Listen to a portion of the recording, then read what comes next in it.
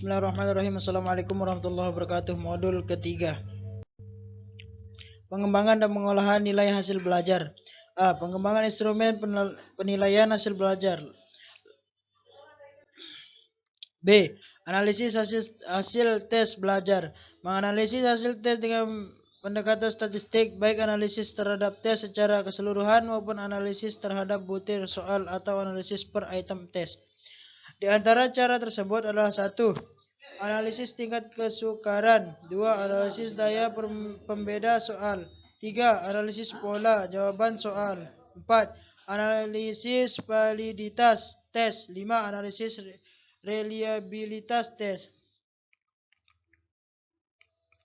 B. Jenis-jenis validitas tes. Secara metodologis, validitas terbagi ke dalam 2 jenis, yaitu validitas logis dan validitas empiris. Validitas logis. Validitas logis adalah jenis validitas yang dapat dianalisis dengan menggunakan pendapat para ahli, sehingga tidak perlu menggunakan teknik statistik. Validitas isi, content validity. Validitas konstruksi, validitas empiris. Validitas empiris adalah validitas yang bersumber atau diperoleh atas dasar pengamatan di lapangan. Validitas empiris ditentukan berdasarkan kriteria, baik kriteria internal maupun kriteria eksternal. C. Teknik mencari validitas instrumen penilaian. Validitas tes, validitas item tes. 1. Analisis reliabilitas tes. A. Pengertian reliabilitas tes. Secara bahasa, reliabilitas berasal dari kata reliable yang berarti andal atau terpercaya. Sedangkan dari segi istilah, reliabilitas adalah tingkat kepercayaan hasil tes yang diukur dari tingkat konsistensi hasil tes meskipun dilakukan berkali-kali pada kelompok siswa yang sama. B. Mencari reliabilitas tes. Untuk menentukan tingkat reliabilitas tes, ada 3 cara yang dapat digunakan. Yang pertama,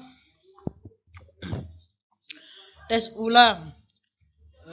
Kedua, tes paralel. Yang ketiga, tes belah 2. 3. Pengolahan penilaian untuk kerja atau praktik. Berdasarkan hasil penilaian untuk kerja siswa, maka diperoleh data atau skor yang menunjukkan kemampuan siswa dalam mencapai kompetensi yang menuntut peserta didik melakukan tugas tertentu seperti praktik sholat, praktik membaca Al-Quran, praktik berwudu, dan lain-lain. E. Penunjang keberhasilan pelaksanaan pembelajaran remedial, yaitu yang pertama, peserta didik belum dapat menguasai materi pelajaran sesuai dengan waktu yang telah ditentukan. Peserta didik memperoleh hasil belajar yang rendah dibandingkan dengan peserta didik lainnya. Peserta didik belum mencapai prestasi belajar sesuai dengan kemampuan yang dimilikinya.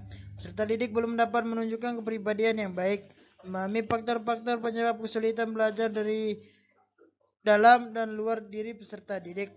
Perlu melakukan usaha perbaikan terhadap kesulitan belajar peserta didik dengan 2 cara, yaitu yang pertama, mencegah kesulitan belajar agar tidak menular kepada peserta didik lainnya, menyembuhkan peserta didik yang sedang mengalami kesulitan belajar.